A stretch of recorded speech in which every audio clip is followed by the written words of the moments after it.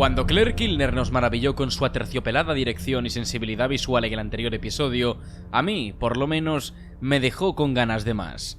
Y ocurre que en este episodio lo vuelve a hacer y mejor. El nivel de House of the Dragon se incrementa con cada episodio, es un hecho, y como no paro de decir en los análisis de esta temporada, el episodio número 5 y Ecuador de la serie no decepciona siendo la excepción. Este es el episodio que cierra esta primera fase de la historia, la antesala de la danza de dragones. Y lo hace como se suele hacer a lo grande en el universo de Canción de Hielo y Fuego, con una boda que sale mal. Así que vamos a introducirnos de lleno en este final de prólogo y episodio número 5 de la primera temporada de House of the Dragon. We light the way. Iluminamos el camino.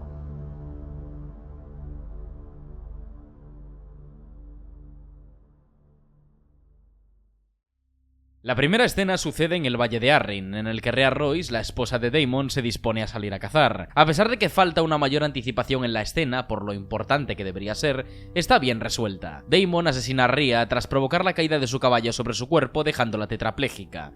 A pesar de que en el Inside Episode Ryan Condal diga que Daemon no pretendía hacerlo, parece que hay un pequeño conflicto entre su visión y la de la directora, porque la escena está planificada para ser siniestra y amenazante desde el principio, dándonos a entender que Daemon venía a acabar con ella. Es curioso y un detalle interesante el hecho de cómo lleva a cabo Daemon esta acción, ya que si en efecto iba a dejarla ahí hasta que muriese, se estaba arriesgando a que alguien la encontrara y le contara la verdad, metiendo a Daemon en un verdadero problema. El tema es que cuando parece que va a irse, ella le reta y le llama cobarde, diciéndole que no tiene el suficiente valor para rematarla. Daemon, con sorna, recoge una roca del suelo con la que probablemente acabe de rematarla, pero Kilner nos priva de ver el final de la señorita Royce.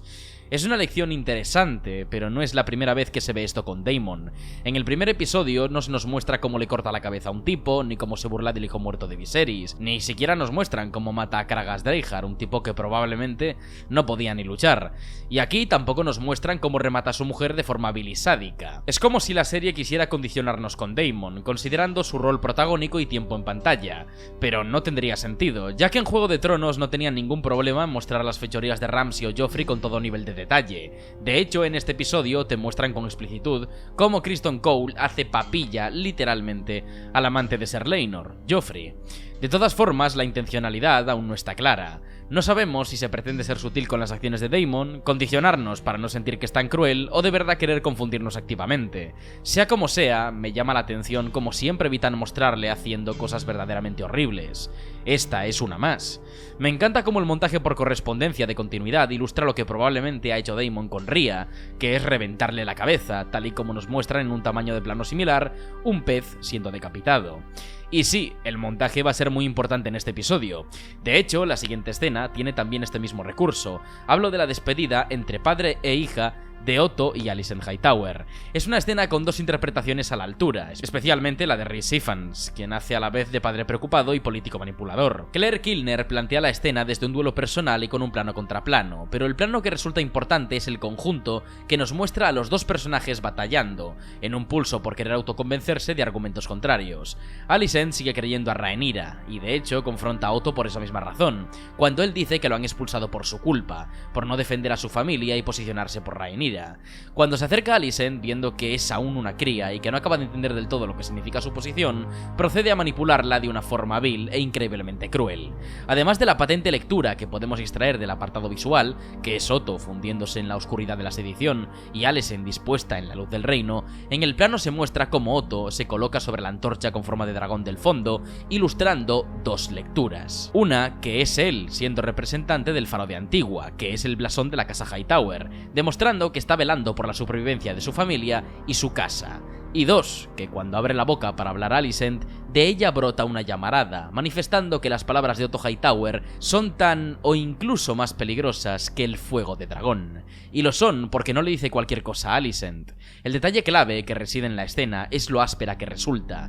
Cuando Otto le dice a su hija que estallará la guerra si Rhaenyra asciende al trono, ella no se inmuta, porque Alicent aún no entiende qué significará para ella eso, ya que contempla la posibilidad de rendirse o confiar en la misericordia de Rhaenyra. Entendiendo esa reacción, Otto tira por una vía más retorcida, y es decirle a su hija que Rhaenyra se verá obligada a matar a sus hijos, ya que son una amenaza para sus pretensiones reales. Eso es lo que desmorona a Alicent, ya que Otto no está demonizando a Rhaenyra, sino que está admitiendo que hasta ella se verá obligada a hacerlo por culpa de la intriga de los señores del reino y el fervor popular. Alicent demuestra aquí que aún es una niña inocente, por muchos años que haya pasado siendo reina y por muchos hijos que tenga con el rey. Otto, mostrando un poco de humanidad, abraza a su hija una última vez y abandona la capital para volver a Antigua, acompañado por uno de sus guardas. El plano que se aleja, haciendo minúscula a Alicent, es precioso, por dos motivos.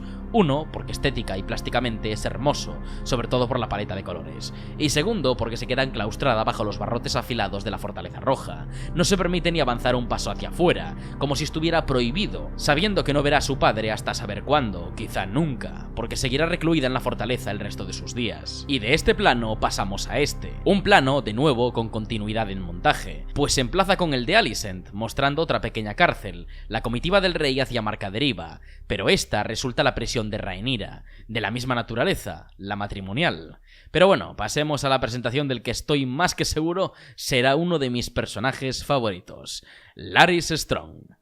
Adoro el detalle de que Alicent, aun a pesar de las duras palabras de su padre, siga pensando que Rhaenyra le contó la verdad. Su presencia en el Jardín de Dioses, de hecho, es un punto clave, ya que era el lugar en el que siempre se reunía con su amiga para contarse confidencias, y también es un sitio de reflexión. Al fin y al cabo, el árbol es un testigo divino de las confesiones que se hacen allí. Es por esa misma razón que es aún más siniestra la presencia de Larys Strong, un tipo claramente sinuoso y perverso. Y la primera frase que utiliza es un extranjero entre nativos, y es una dichosa maravilla porque habla de tres cosas, presentes en la propia secuencia. La primera es el arciano, el árbol altar que se utiliza para rezar a los antiguos dioses, una costumbre que se perdió en todo el reino debido a la imposición de la fe de los 7, y que al final los que se mantienen se hallan en el norte, donde esa fe aún sigue intacta. Aquí el árbol es un intruso, un extranjero entre desconocidos. El segundo significado de esta frase es obviamente Alicent, una Hightower del sur que se halla encerrada en Desembarco del Rey por su matrimonio con el rey,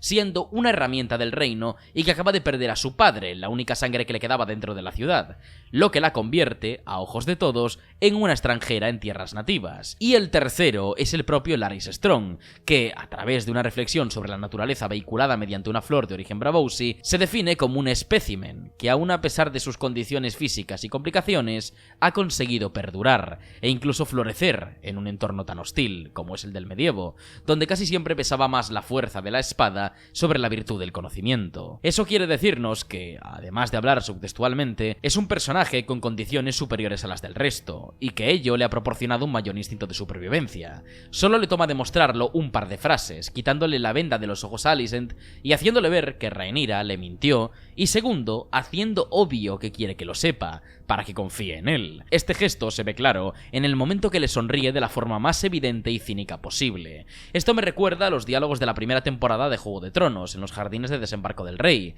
en los que los personajes no hablaban nunca directamente de sus intenciones por si estaban siendo espiados, y una persona tan observadora como Larys Strong sabe que perfectamente podría ser el caso. Por eso se subcomunica con Alicent, a través de sus expresiones faciales. De esta secuencia me quedo con el plano general que muestra a Larys inclinado hacia Alicent, como las propias columnas del cuadrante izquierdo, ya que la cámara está ligeramente angulada para causar esa impresión de oscilación. Una muy buena presentación de personaje, con un diálogo muy escaso en forma, pero rico en contenido. De la escena entre Corlys y Viserys creo que saco dos cosas en claro, y es porque Claire Kilner quiere incidir en ellas. Una de ellas, quizá la más clara, es la actitud pasiva de Lionel Strong. Durante la negociación, si se puede denominar así, entre Viserys y Corlys, Lionel Strong no abre la boca una sola vez, incluso cuando Corlys pone entre la espada y la pared al rey, sometiéndole una presión bastante ladina. Estoy más que seguro de que Otto Hightower no habría permitido ni una sola palabra de más a Lord Corlys, ni tampoco que el rey se hubiera sometido a la voluntad del padre a apellidar a sus hijos Velaryon.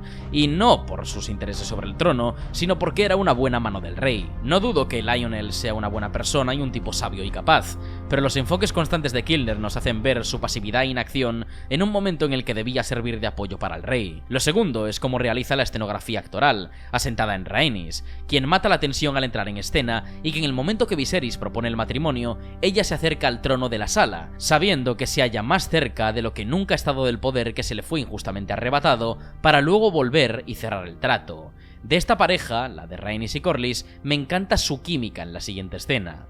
De hecho, se nota que los actores congeniaron excelentemente, sobre todo si vemos algunas de sus entrevistas juntos.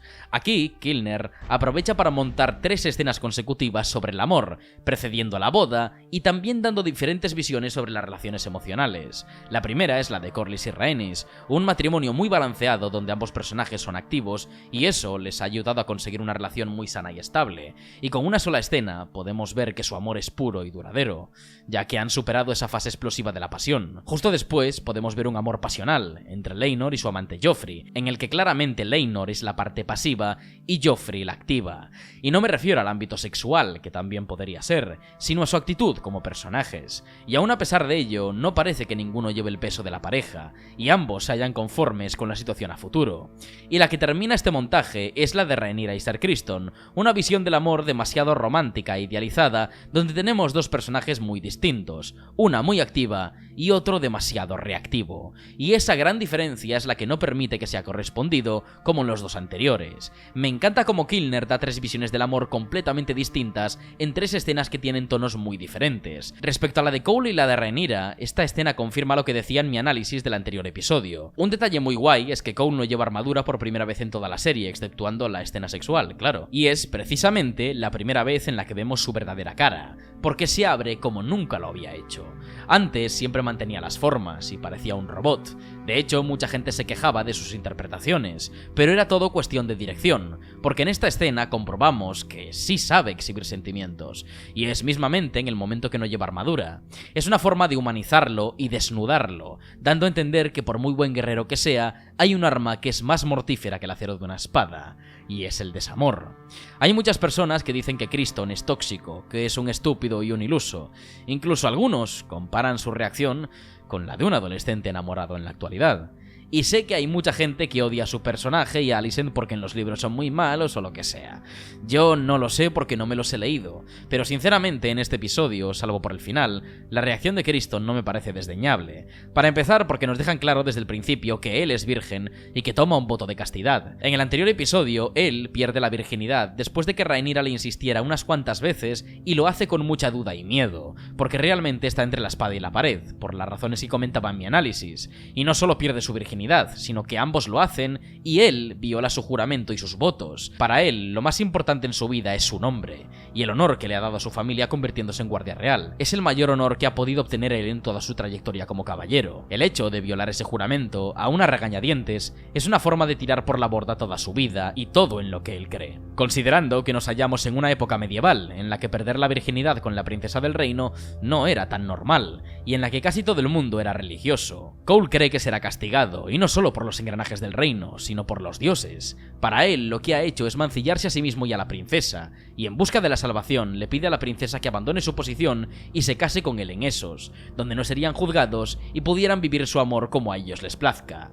Realmente es una petición absurda y poco realista, pero juzgar a Cole por ello me parece infantil y una lectura muy superficial. En este universo se nos ha demostrado cantidad de veces que los personajes son tridimensionales, y un desgraciado hedonista y sanguinario como Daemon puede detenerse a mitad de un acto sexual que está deseando porque le sabe mal mancillar a su sobrina. Los personajes buenos se corrompen y los malos se redimen. Los sabios se equivocan y los egoístas miran por los demás. Porque los personajes de Juego de Tronos y House of the Dragon son, ante todo, humanos. Y el ser humano, por naturaleza, es contradictorio.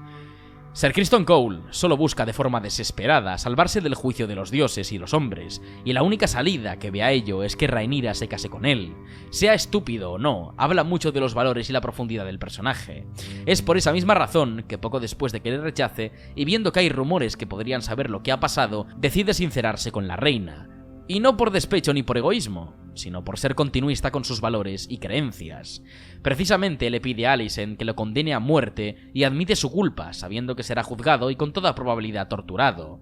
Esa no es la actitud de alguien despechado o vengativo, sino la de un ser humano atormentado que se sabe condenado. Me gusta cómo está llevada la escena, porque Alicent desarma literal y metafóricamente a Criston y le hace sentarse con ella, como lo hacía con Rhaenyra cuando rezaban en el septo, dando a entender a Criston que tendrá que confesarse desde el principio, con lo que desde que entra a la puerta ya lo condiciona psicológicamente. Antes de irnos a la boda, y a mi escena favorita de la serie hasta ahora, me gustaría quedarme con una escena que me parece arrebatadora del que es mi personaje favorito de esta primera temporada, Viserys Targaryen.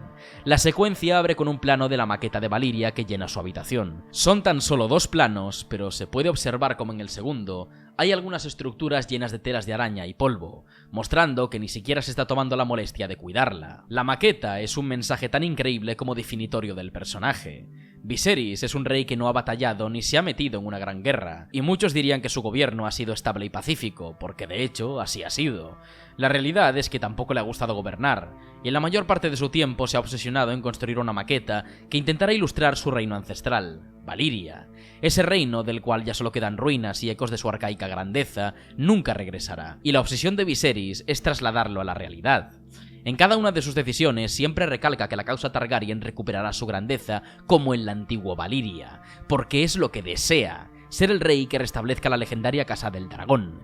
Este es un momento en el que, tras desmayarse y en un estado de salud paupérrimo, dándole la espada a la maqueta que ha construido durante tantos años, reflexiona sobre su legado, y se da cuenta de que nunca llegará a ser recordado, de que será una página más en el libro de la historia de otra persona, y en su miseria le pregunta a su mano del rey si alguien le recordará. Strong, con decisión y optimismo, le recuerda al rey lo suertudo que ha sido, pero no encuentra paz en esas palabras, pues lo único que quedará de su legado será una gigantesca maqueta, que ya ocupa la gran mayoría de sus aposentos, mientras él se empequeñece y pierde dedos, brazos y más de sí.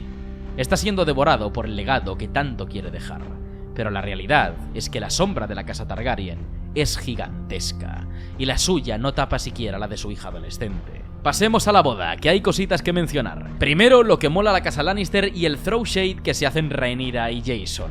Después, la entrada de los Velaryon, acaudalados, poderosos y con un tema que es maravilloso, y que de hecho escuchábamos ya en episodios anteriores. Por el resto, antes de ir a lo bueno, me encanta el detalle de que el primo de Rhea Royce interrumpa la entrada de los Hightower y su saludo al rey, debido a que este va a saludar al rey por la muerte de su prima, provocada por Daemon. Es incluso retorcido como, indirectamente, Daemon jode a la casa Hightower.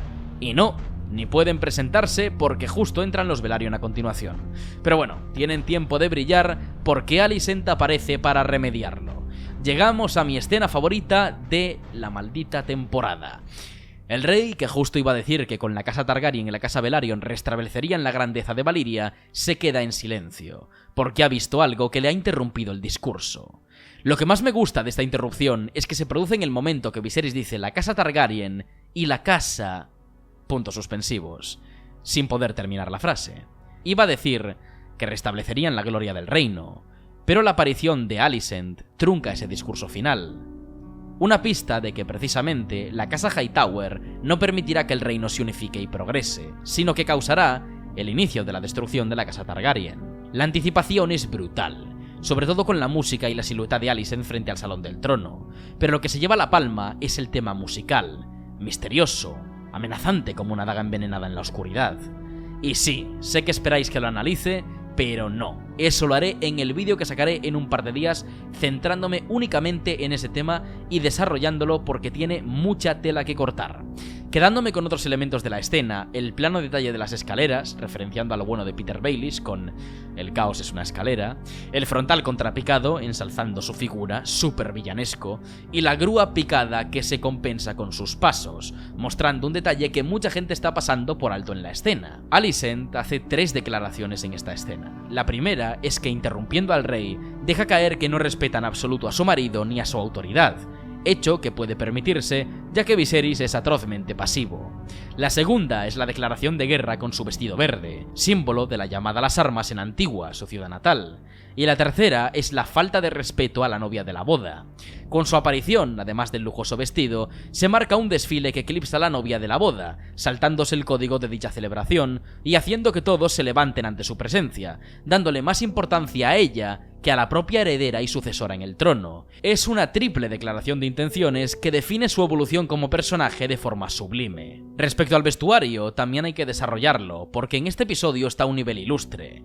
Al empezar, vemos que Alicent lleva un vestido rojizo, con detalles dorados, incluido su collar de pequeñas bolas de oro. Su aspecto es muy parecido al de Rhaenyra, con el contraste de que su vestido es más brillante y colorido, y el de Alicent mucho más grisáceo, como carente de viveza. En la escena con Ser Criston vemos que Alicent se pone un vestido azul, muy parecido a los colores que porta su padre en la primera escena del episodio, y un poco más abierto y sugerente. Si nos fijamos en su collar, vemos que está compuesto por unas pequeñas puntas afiladas que parecen pequeñas balas. El vestido es casi verdoso. De hecho, los colores que porta la casa Hightower son entre azul y verde, con una mayor tendencia al verde. Se puede comprobar en el primogénito de Otto en el primer episodio. Aquí vemos que su transición hacia la lealtad a su casa se hace cada vez más latente. Y cuando aparece en la boda, la vemos completamente vestida de verde, con un pequeño mosaico de cruces que atan el vestido por el medio, referencia a las cruces que llevan los Hightower en sus vestidos debido a su fe. Y además, la cereza sobre el pastel es el collar, dorado y con incrustaciones de esmeralda. De hecho, tiene mucho parecido con las cadenas que llevan los maestres, que precisamente vienen de Antigua, pues es la ciudad en la que se forman para ostentar tal cargo. Otto, sin ir más lejos, tiene estas cadenas en sus atuendos, remarcando que viene de allí. Ese mismo collar, junto al color de su casa, nos deja claro que Alicent está mostrando lealtad a su casa y solo a su casa, y que no será una herramienta del reino, sino que sigue siendo Lady Alicent de la casa Hightower. Eso queda más que claro cuando su tío le dice que su casa le respalda con todas las de la ley. Un detalle que me parece curioso y muy interesante para su personaje es el hecho de que Daemon no se levante de la silla para saludar a la reina, acto que habla por sí solo. Y llegamos a la polémica, que es la escena de Ser Criston y Joffrey. Hay mucha gente que habla de error de guión y de verosimilitud. La realidad es que el error es de montaje, y es porque se hace una elipsis y no se muestra cómo Ser Criston se ha librado de ser juzgado. Pero yo voy a ofrecer varias opciones. La primera es que Criston es un guardia real, entendiendo que es un caballero superior a los demás que hay en la sala, a ver quién se atreve a contrariarlo en su juicio. Segundo, Criston tiene muchas razones para defenderse. Joffrey saca un cuchillo, o puede decir que fue a hacerle una broma desagradable de la princesa, o que precisamente intentaba atentar contra su vida. Tercero, Viserys no pide que se detenga la pelea en ningún momento, y si lo hiciera probablemente nadie lo haría, porque tiene la autoridad de un chihuahua. Robert Baratheon con un solo grito hizo que Ser Gregor y Sandor Clegane dejaran de pelearse, por poneros un ejemplo. Y cuarto, Corlys ve cómo Criston agrede a su hijo porque se muestra en el montaje y no hace nada. Minutos antes veíamos cómo Corlys observaba al amante de su hijo con una cara, digamos, no muy amigable, y está claro que no quiere que se sepa que lo tiene o que es homosexual, con lo cual sería plausible que permitiera que Criston matase a Joffrey para librarse de él, aun a pesar de que su hijo se llevara un buen golpe emocional. El problema, como ya he comentado, es de montaje, porque se omite la posibilidad de explicar lo que ha ocurrido y solo podemos hacer suposiciones. Entiendo por qué se omite información, y es precisamente que Kilner prefirió hacer primar el impacto emocional de la escena y el sensacional montaje que empieza desde que Laenor se acerca a su amante fallecido hasta que acaba el episodio, que meter algo entre medias para explicarlo todo. Es una decisión cuestionable, pero es cierto que habría perdido impacto la escena si se hubieran introducido una o dos secuencias explicativas. De hecho, lo que salva la inconsistencia narrativa de la escena es la magnífica dirección que la sigue. El momento en el que Laenor se acerca al cadáver de Joffrey es una puesta en escena teatral. Un plano general descriptivo que se va acercando lenta e inclemente a una inhumana estampa, donde la multitud atestigua un incidente groseramente bestial. Solo faltaba que se apagasen todas las luces de la estancia y se encendiera un foco sobre Laenor y el cadáver, de la intensidad que quería causar Kilner. Eso, sumado al tema musical de la sucesión de Rhaenyra, que antes era ideal y épico y ahora triste y perverso, nos entrega un montaje estelar. Que la escena de Cole se dé en el bosque de los dioses es evidentemente una muestra de la depravación que quiere transmitir. Se está suicidando en un lugar de paz, reflexión y fe, y un acto que, a pesar de terrible, iba a ser sincero, se acaba convirtiendo en manipulación y en el prólogo de una más que posible traición, cuando Alicent se presenta en el jardín. Me encanta cómo Kilner eleva la cámara para mostrar el desesperanzado rostro de Criston, deseando que la voz que le apela, de una forma desesperada y compasiva, sea la de Rhaenyra. Pero tras unos segundos de tensión vemos que es la reina, quien le ha detenido de quitarse la vida, y probablemente en su cabeza hay decepción, pero también una pequeña parte que se insufla de vida, que recupera la esperanza en poder hacer las cosas mejor. Es una escena íntegramente perversa, desde su subtexto a lo superficial, pero que aún así consigue ser esperanzadora en cierto punto, con lo que, en un cómputo global, se alza como una contradicción. Y para terminar, con los rostros manchados de sangre y lágrimas de los novios, quienes son los más afectados por esta desgracia, Viserys se desploma, deslizándose la corona hacia el trono, y en mitad de la estampa observamos cómo la cámara desvela la sangre de Joffrey, aún fresca, siendo engullida por una rata. A Claire Kilner le encantan las ratas. En el anterior episodio quedó más que claro, y con esta escena acentúa la lectura de que simbolizan la decadencia del reino. Las ratas, como los carroñeros, representan lo más bajo de la cadena alimenticia. Son unos animales que se nutren de los restos de los demás. Cuando devoraban el cráneo sin vida de Valerion, ejemplificaban que incluso la bestia más legendaria y temible que haya existido en el reino será pasto de los gusanos, pues da igual tu legado, ya que pase lo que pase, te convertirás en polvo. El problema de Viserys es que está siendo devorado en vida, y todo porque ha decidido ser una buena persona. Su problema como rey no es haber sido demasiado cruel, beligerante, estúpido, inestable o impulsivo. La cualidad que le ha condenado a ser el despojo de los carroñeros es haber sido bondadoso. Ha sido una oveja en un mundo de lobos y de dragones. Y desde sus consejeros hasta su hija, todos se han alimentado de sus buenas intenciones. Y sus buenas intenciones son las que le han castigado, las que le han convertido en una masa deforme que se descompone a medida que su reino se va resquebrajando. La rata se alimenta de la sangre que derrama el rey, tanto la suya propia como la de los demás, en un plano que precede el desangramiento de la casa Targaryen, tal y como vemos en la propia introducción de la serie.